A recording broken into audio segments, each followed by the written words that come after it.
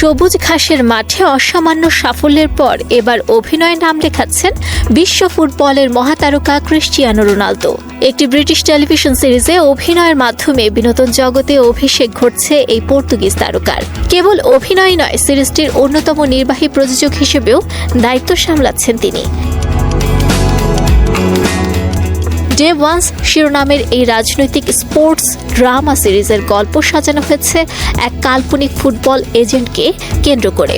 সিরিজের প্রধান চরিত্রে দেখা যাবে নন্দিত ব্রিটিশ অভিনেতা ড্যামিয়ান লুইসকে, আর এতেই একটি বিশেষ ক্যামিও চরিত্রে হাজির হবেন ক্রিস্টিয়ানো রোনালদো, যা নিয়ে খেলাধুলা ও বিনোদন প্রেমীদের মাঝে তৈরি হয়েছে তুমুল আগ্রহ। বড় চমক হিসেবে রোনালদোর পাশাপাশি এই সিরিজে দেখা মিলবে ফরাসি ফুটবলার কিংবদন্তি থিয়েরি হেনরিও। ফুটবলের এই দুই মহারথীর উপস্থিতি সিরিজটির গল্পে এক অন্যরকম মাত্রা যোগ করবে বলেই মনে করছেন সংশ্লিষ্টরা।